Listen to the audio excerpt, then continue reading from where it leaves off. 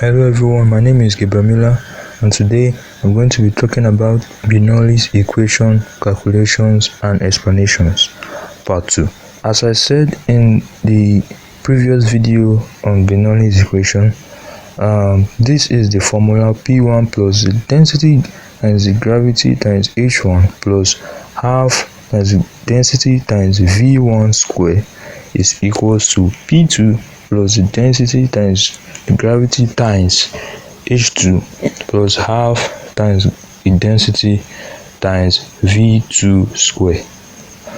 And I also showed you what each of them means. P1 is equals to pressure of water at point A. P2 is equals to pressure of water at point B. And we have the density of water, which is equals to 1000 kilograms per meter square.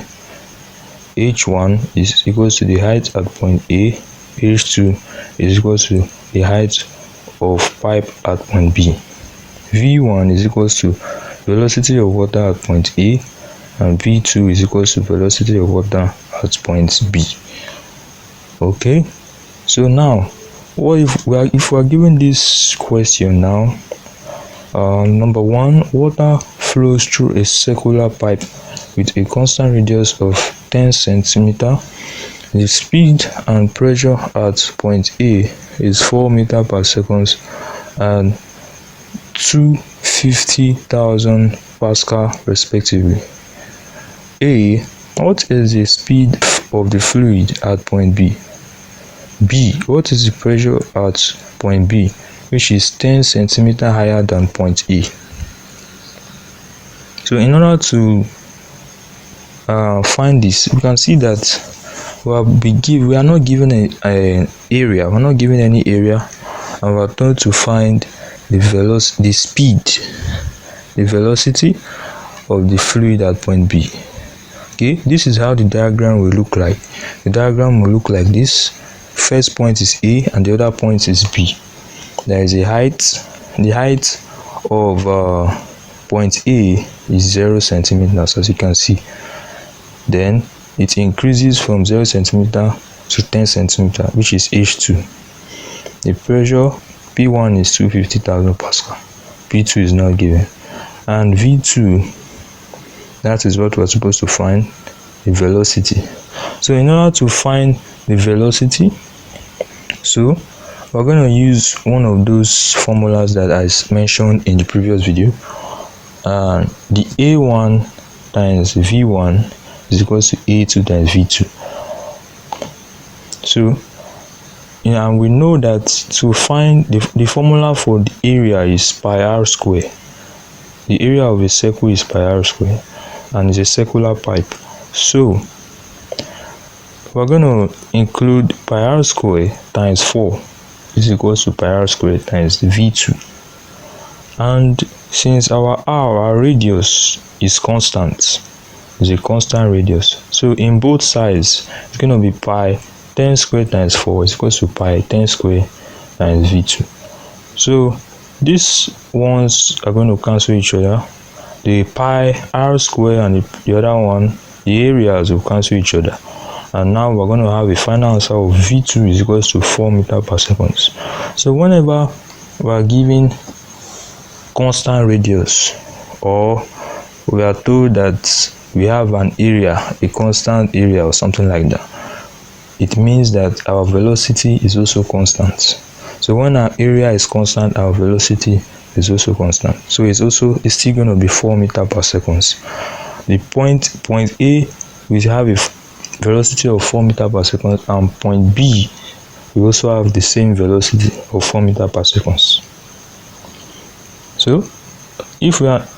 So question B now, what is the pressure at the point B, which is 10 centimeters higher than point A? Look at this. So this is how the diagram will be. We are told to find the pressure at point B. So we're going to use Bernoulli's equation as usual.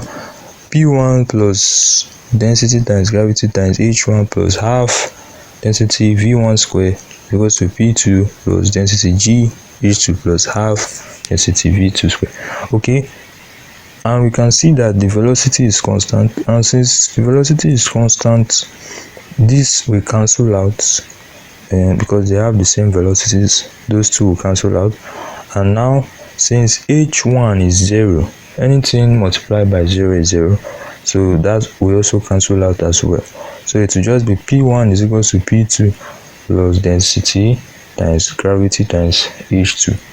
So now if we start putting our values now, we have 250,000 is equal to p2 plus density of water, which is 1000, times the gravity we are going to use 9.8 meter per second for this question, times 10, which is the height h2. So 250,000 is equals to p2 plus 98,000. We take 250,000 to the other side, p2 will be equal to 250,000 minus 98,000, which is equal to 152,000 pascals. The pressure at point B. So whenever the height increases, the pressure will reduce. So whenever the height increases from 0 to whatever 10 centimeter like this, the pressure will reduce. It will reduce from 250,000 pascal to a lower pressure, which is 152,000 pascal. So if we have a pipe like this, because if you notice this pipe has 3 points and there's something happening in this pipe, you can see that the area at point A is different from the area at point B, and the height at point B is different from the height at point C. You can see that. So in order to get the total pressure from point A to C, you need to find the pressure at point B first, then we get the pressure at point C. So that's how we'll do that. So when area reduces from point A to B, the velocity from point A to B will increase. Now when the velocity from point A to B increases, the pressure from point A to B will also increase. So now when you have now found the pressure at point B using Bernoulli's equation, remember that the height at point B is 0 centimeter. Then the velocity at point B will be the same with the velocity at point C. So you will definitely use this kind of equation. We're going to use P1 is equal to P2 plus density times gravity times H2, where H2 is the height from point B to C. And as I've said earlier, the velocity at B is going to be the same velocity as C. So the equation will end up being like that.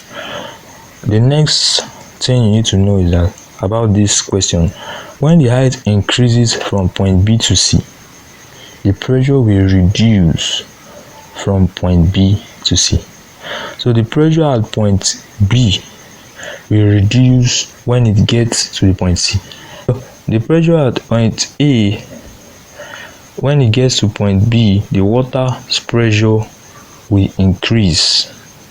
Then now from point B to C, the pressure will reduce because the height has increased. So always get this in mind, then you understand the whole concept of Bernoulli's principle.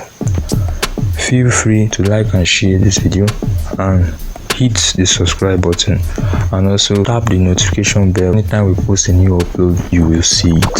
Thanks for watching this video.